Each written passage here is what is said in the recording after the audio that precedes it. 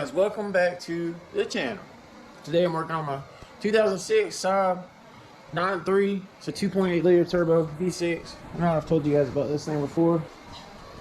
And as is customary in the garage, anytime I work on something, I'm pretty much just going to film it and bring it to you guys.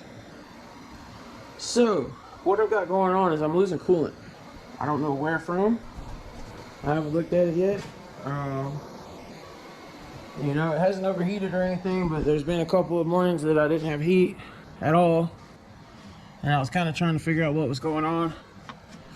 And come to find out, my reservoir is empty. And this has never happened before since I've had the car. So, if I can get the cap out. Alright, I got the cap out. Also, I'll probably grab a light. The cap is coming apart. I think it just needs new O-rings. This stuff's not.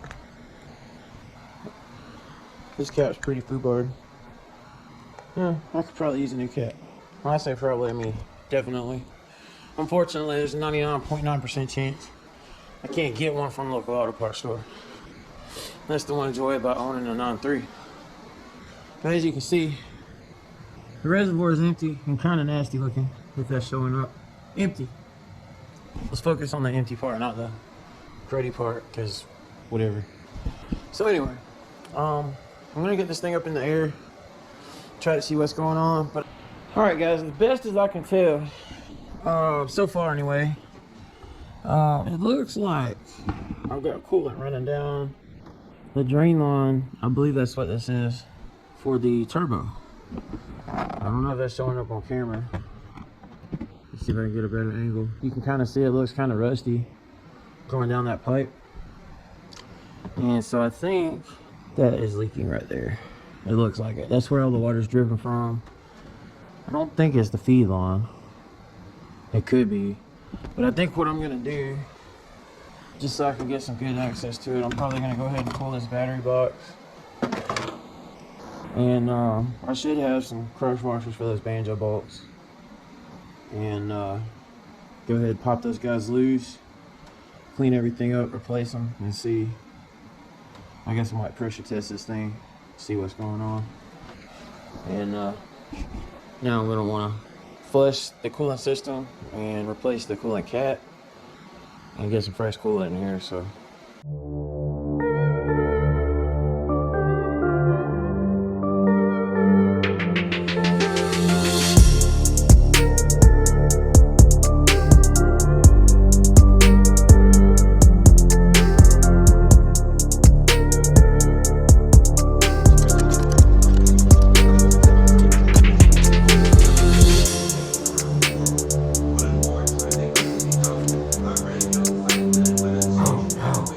alright, got some bad news for me. So it wasn't the gasket or the, I guess I should say the crush washers sealing to the turbo that was the problem. Let's get a nice close up here. See if this will show up. You guys see that nice little crack on the line right there? Actually, if you look towards the back, you can actually see kind of like a gaping hole.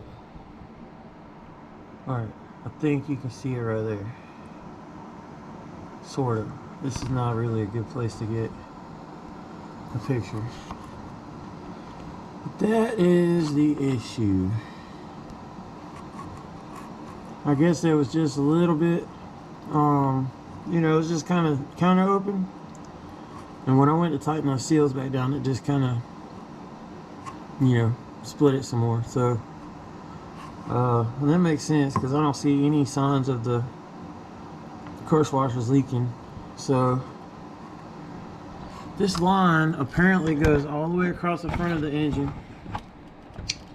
And it's up above the starter. And, you know, it looks like I'm gonna have to rip about half the car apart to get to it. So, you know, there's like the air injection pump, whatever they call it. You know, it blows air through the the turbo and stuff, and that's got to come out, and that's not easy to get to because of all the brackets and everything that's hooked to it. Then you'd have to take the starter out, which is also, well, it's pretty insane. So I mean, you can see how much knot room we have up here. In fact, it took me a while to even find the line, but you can see them from the bottom, and sort of. So I'll try to show that to you. It's not gonna be easy. So we've got the oil cooler here, oil filter housing, and you can see that's into the starter, and right above it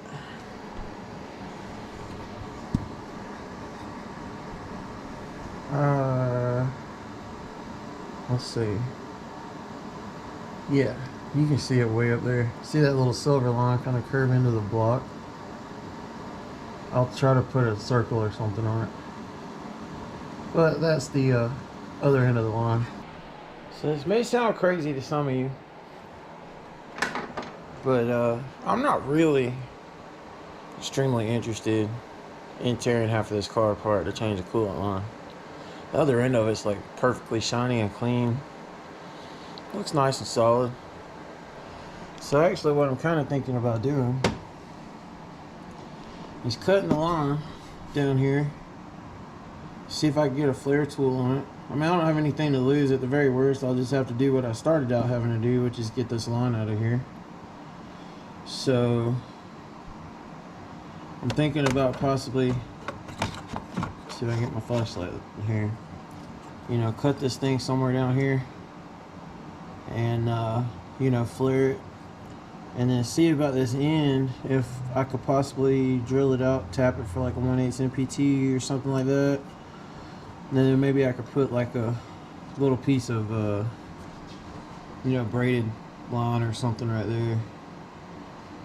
Or yeah, there's not really anywhere I can get to it except for right in this area, so I'm gonna give it a shot, see if there's something I can do with it. If not, I'm just gonna have to order a line and rip half the car apart.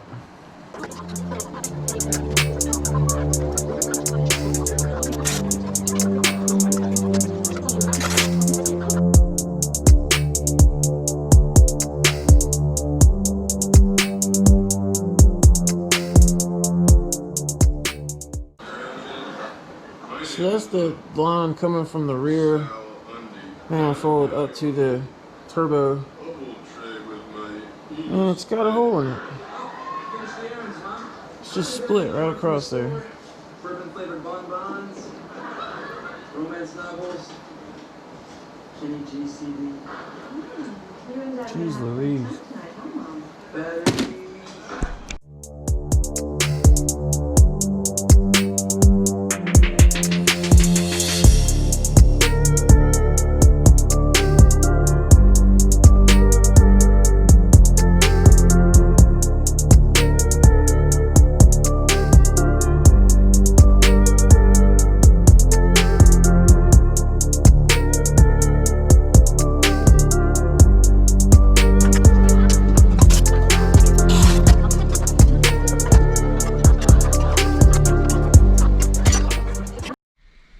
Alright guys, this is update time. This is the next day. I had started working on the coolant line, and I know I mentioned before that the crossover pipe for the exhaust was actually cracked up, and so basically where the billows is at, I guess let me start off by saying when I took the heat shield off, I saw, you know, some soot on the inside of the heat shield, and actually I can show you that right here.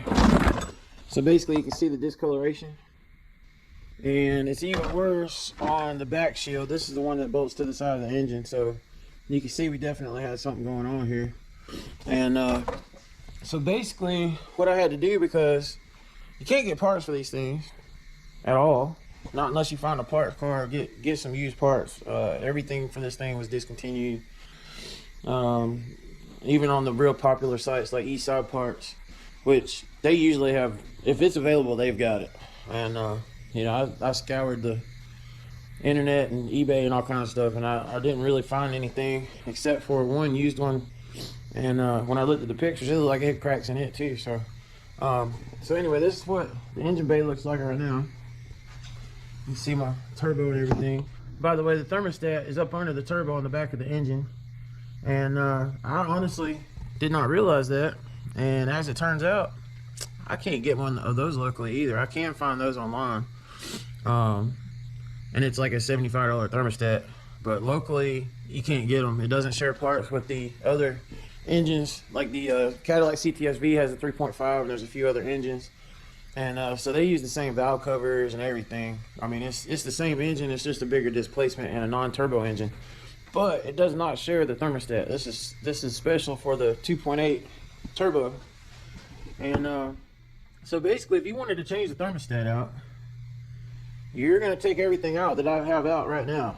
And I'm actually pretty disappointed that I couldn't find one, because I really wanted to replace it. This line was leaking. I got that all cleaned up. I searched and searched and searched, and I finally found an O-ring I think that's gonna work, and it's actually in there right now. I gotta bolt the pipe back up, but it's in there now.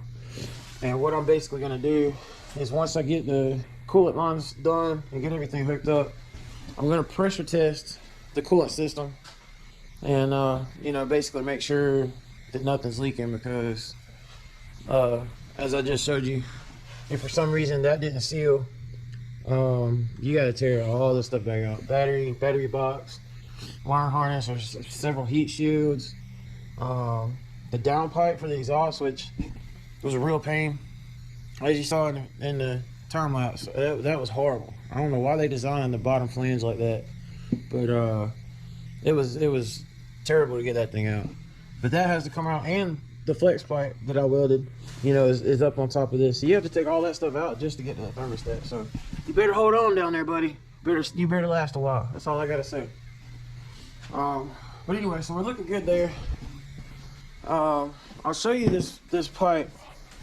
So there were cracks in the middle of these billows, and you know, probably if I would have had some time, I could have maybe ordered a new bellows, maybe cut that out, welded in a new one. I actually have one that's the right diameter, but the thing's like 10 inches long, and you can't use it. Like, you can't cut a section of it off and weld back onto it. If you were going to do that, you might as well do what I did here. But I TIG welded this. It's stainless steel, so I use, you know, stainless filler rod. And anybody that's familiar with welding would know that is extremely difficult to weld. Trying to get down in there, you know, even with a very small tungsten, you know, it was just extremely hard to focus the energy in the bottom of that groove. And so originally I thought maybe I could lay a bead down in there, but that wasn't happening, because, you know, the arc would jump to the side and stuff like that. So I ended up basically having to, see if I get some light in there, I had to just go ahead and fill that groove up pretty much everywhere that the crack was at. You know, and there was a few cracks in this thing, so I'm hoping this holds up, because like I said, you can't get them. So if this happens again, I'll see if I can find another bellows for it, or at the very worst, if it keeps doing it, I may just have to, I don't know, possibly just cut it out and put a piece of pipe in there and hope for the best. But this is pretty solid. I think it'll be okay, and there's still a little bit of room for some flex in there, so maybe it'll last a while.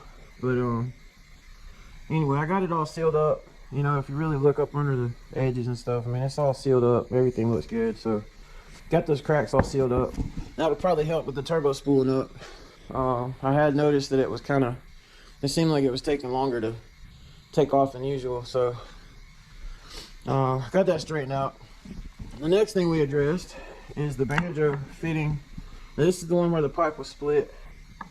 And basically what I did is there was plenty of meat here to drill this out, and I tapped MPT 1/8 threads in there, and so I can seal a fitting into here. And I'm going to use a piece of this coolant hose to jump the two pieces together. Let me show you that. I was able to cut it right below the elbow, so you can see it right here. It's straight. Now I'm going to put my flare tool in there, give it a little bit of a. I'm going to put my flare tool in there, give it a little bit of a flare, and you know, slide that hose over it. and I'll just have a section of rubber hose, you know, right there, and you know, that should be fine for now. And I've got some heat wrap I can put on it, some DEI, you know, heat wrap, and so that should help it, and it'll have coolant flowing through it. So I don't think it's gonna be any problems. But anyway, you got to do what you got to do. Cause these this is a 2.8 V6, and they were only made for 3 years, and the parts are they're just not there. So, you know, there's aftermarket companies that make, you know, stainless steel braided feed lines and stuff for the 4 cylinders, but there's nothing out there, not even stock parts, like I said, unless you find used ones. And at this point, if you find used ones, you're probably gonna end up with the same problem. So in the future, if I had trouble with this again, gonna likely have to have custom lines made. These are 12mm banjos, so I mean, it's not like it's gonna be crazy to have something made. You know, I could probably do some braided 12mm banjos and just, you know, get everything measured up, have stuff made, and do it. But I don't have time for that right now, and I think this is gonna work just fine. So yeah, this is my daily, so I just need to keep her on the road. This is my baby right here. But so anyway, the other thing is I got a new coolant reservoir, and you know, the cap, my old cap was busted, which I can't remember if I already showed that or not.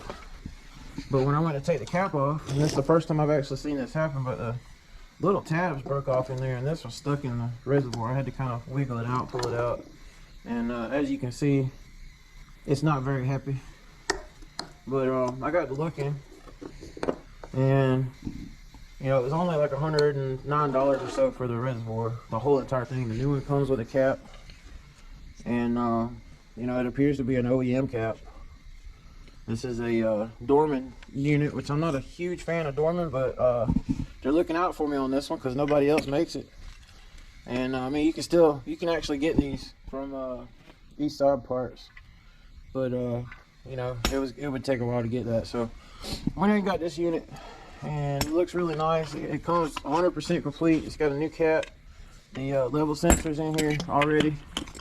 You can see the level sensor, and supposedly it's got a new design for the float, which actually made me want to try this one before ordering an original one anyway, because those floats, I guess, are real cheap. And what happens is, over time, they fill up with water and they don't float anymore. The sensor still works and everything, but the float just don't float. So every time you get in your car, it tells you got low coolant. Every time you turn the car off, it tells you got low coolant, even though it's full. And that's very annoying. So I figured, since I needed a cap, and you know, the sensor didn't work, and I actually wanted to replace the little hoses that go to the top, which it came with those too. It came with clamps. It came with new hoses, which I gotta wipe them off, but you know, it came with the new hoses that go to the turbo and the intake manifold and everything. So those will be new. You can see the old ones, they were still fine, I guess, but you can see where they were kind of starting to bulge a little bit in the corners and stuff. You know, it was a good time to go ahead and replace these things. I mean, you can just see how they're kind of starting to bulge out a little bit, and this one's getting kind of soft. So all that put together, it just made perfect sense for me to just go ahead and get a new one, considering everything everything I needed for, you know, I guess probably about $12 with tax and everything. So so anyway, we got that going on. So I'm gonna go ahead and get this crossover pipe back in, get that all tightened down. You know, go ahead and get this line made for the turbo, and get those lines hooked up before I put the downpipe and stuff in, and pressure test everything. And once I pressure test and everything's good, I'll pop a couple things back out, go ahead and get the downpipe in, and hopefully just assemble this thing and be good to go. But this one really surprised me. You know, I really thought that it was just the banjo seal leaking at first, and it looked like it was going to be a quick fix, and then I started having to take stuff out to get to that. You know, I was trying to get clearance of this pipe, so I started taking the heat shield out. When I took the heat shield out, I saw this back here, and so then I found the, you know, the soot for the crossover pipe, and it just turned into one of those jobs where everything you touch had to come out. So but it looks like everything's solid now. So I'll go ahead and, like I said, get everything put together, and yep, we'll get it going. Alright guys, let me show you this water hose deal right quick. So this is some 3/8 coolant hose. I got a couple of the nice fuel injection clamps. Drilled this out to 1/8 MPT, and then I've got a 3/8 barb fitting on here, and so I can line that back up with the turbo, and that's all sealed up now. So I'm gonna bolt that on, but while it was loose, I was gonna show you, I've got a little flare on the end of this pipe, and that's tight, which it probably wouldn't go anywhere anyway at 20 psi, but I went ahead, like I said, put a little flare on the pipe. There's nowhere that thing can go. And so I'm gonna put that on. I'm gonna put a little piece of DEI heat wrap on there, just as an extra precaution. I don't think we'll really need it, but I'm gonna put it on there anyway. And that'll be good on that. And then, like I said, I'll go ahead and get this exhaust pipe bolted in, and we can start getting back to, you know, some progress of getting this thing put back together.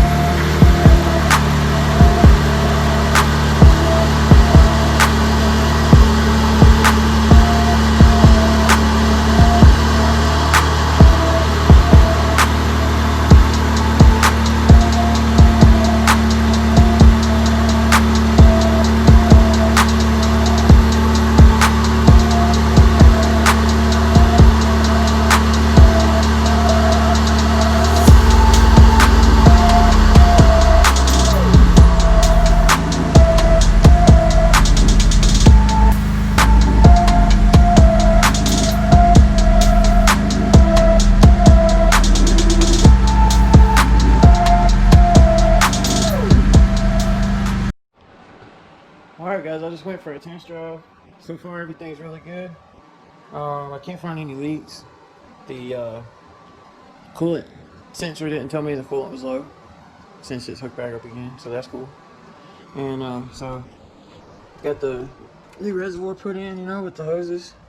Put some heat wrap on there because these things are pretty vulnerable to some pretty extreme heat right here.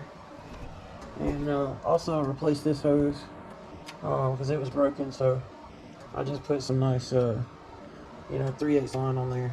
Put a little heat wrap on this end over here because the turbo does get a little warm. So anyway, so I've been dabbling with the tune a little bit since I put a how do I word this, a high flow downpipe. I put a high flow downpipe on it. So now that it has a high flow downpipe, it's definitely, you know, it's a little quicker. So I went into the tune. I played around with the cam timing a little bit. I gave it 1 extra pound of boost just to see how it felt, and the fueling was still really good. It's nowhere near maxed out on the fuel injector, so I'm going to play around with this thing a little bit more. I might ease her on up to about, I don't know. I might give her about 3 or 4 more pounds of boost before this is all said and done. So, you know, we'll see how that goes. But if you guys have any questions, you know, about tuning the 2.8 liter V6, shoot me a message, and you know, I'll try to help you out as best I can. But so far, this is a job well done. I don't foresee any issues. The line that I built for the turbo, which was the initial problem, this seems perfect. I don't see any coolant leaks anywhere, like I already said. So I hope you guys enjoyed the video. As always, if you did, you know, I'd appreciate it if you drop a comment. Maybe hit the like button. I heard that does something. I don't know. You know, there's also some kind of bell thing. I heard if you click that, it does something too. If y'all figure it out, let me know. But anyway, I'll see y'all next time.